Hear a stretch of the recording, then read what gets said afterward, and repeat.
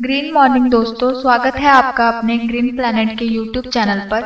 नई वीडियोस के नोटिफिकेशन के लिए subscribe button और बेल आइकन को दबाना। राम राम दादा, आज आपण सेव्ह दी मदर अर्थ या घोषवाक्याने ग्रीन प्लॅनेट बायो प्रोडक्ट या कंपनीतर्फे आपण आंब्याच्या प्लॉटच्या व्हिजिटला आलो आहेत गोविंदपूर गावामध्ये। दादा तुमचं नाव सांगा। माझं नाव राजेंद्र महादेव सुरवसे। राजेंद्र महादेव सुरवसे, राहणार गोविंदपूर, तालुका कळंब, जिल्हा धाराशिव।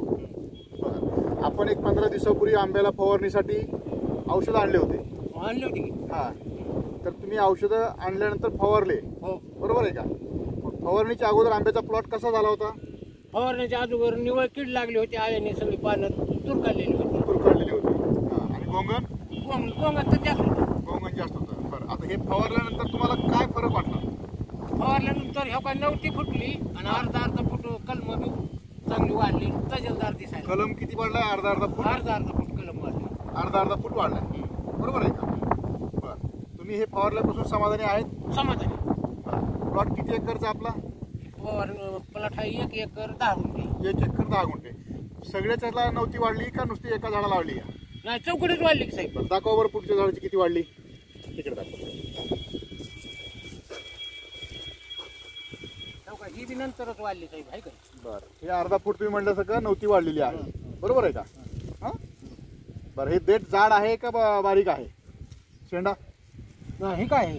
हां, अर्धा फूट वाढलेला आहे, बरोबर आहे का? बरं, पूर्ण प्लॉट दाखवा।